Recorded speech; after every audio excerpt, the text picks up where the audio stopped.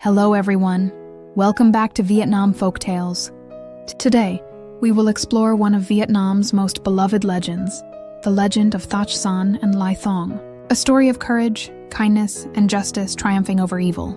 Long ago, in Cao Binh district, there lived a poor woodcutter named Thach Sanh and his wife. Though they were old, they had no child. The couple spent their days doing good deeds. The husband repaired bridges, roads, and canals, while the wife offered water to travelers. Their kindness reached the heavens, and the Jade Emperor decided to send the crown prince down to earth to be born as their son. After 3 years of pregnancy, before she could give birth, Thach Sanh passed away. Soon after, his wife gave birth to a handsome baby boy and named him as Thach Sanh. A few years later, she also passed away, leaving the boy to live alone in a small thatched hut under a banyan tree. When Thach Sanh was 13, the Jade Emperor sent a heavenly being to teach him martial arts, archery, and the use of divine powers. One day, a wine seller named Lai Thong passed by the banyan tree. Seeing the strong and honest young man living alone, he befriended Thach Sanh and invited him to stay at his home. At that time, a monstrous ogre called Chun Tin was terrorizing the region, eating people and livestock.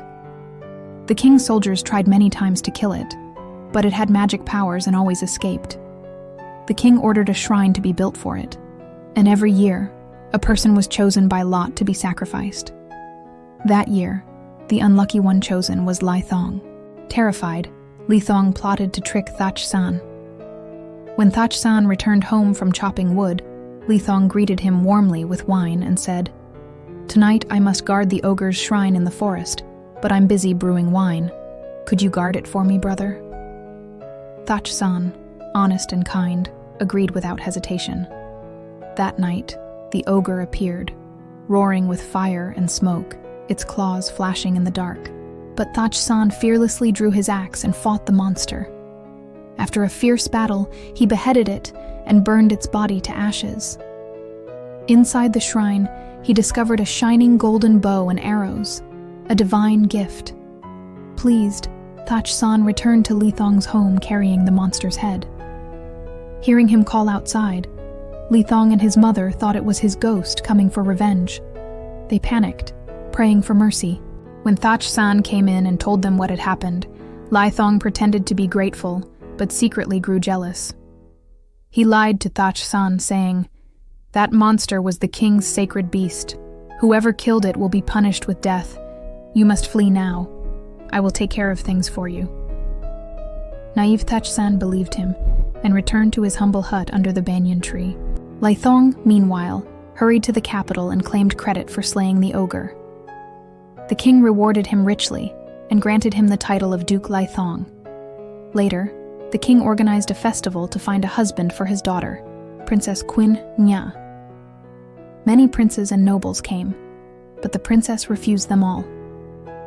One day, while walking in the royal garden, a giant eagle swooped down and carried her away. As it flew over the forest, Thach Sanh shot an arrow at it, wounding its wing. The eagle plucked the arrow out and flew toward its mountain cave. Thach Sanh followed the trail of blood to the cave and marked its entrance before returning home. The king ordered Lai Thong to rescue the princess. If he succeeded, he would become the royal son-in-law. If he failed, he would die. Lai Thong pretended to organize a grand festival to gather information. Hearing about it, Thach Sanh came to visit and told him about the wounded eagle. Lai Thong, greedy again, flattered Thach Sanh and asked him to lead the way to the cave. Thach Sanh bravely climbed down the cave using a rope and found the princess trapped inside. He gave the eagle a sleeping potion and saved the princess. Grateful, she promised to marry him. Thach Sanh tied her to the rope so Lai Thong could pull her up, but once she was safe, Lai Thong betrayed him, buried the cave entrance with stones, and returned to the capital claiming he had saved her. Heartbroken, the princess stopped speaking and fell into a deep sorrow. Meanwhile, Thach Sanh, trapped underground, faced many dangers.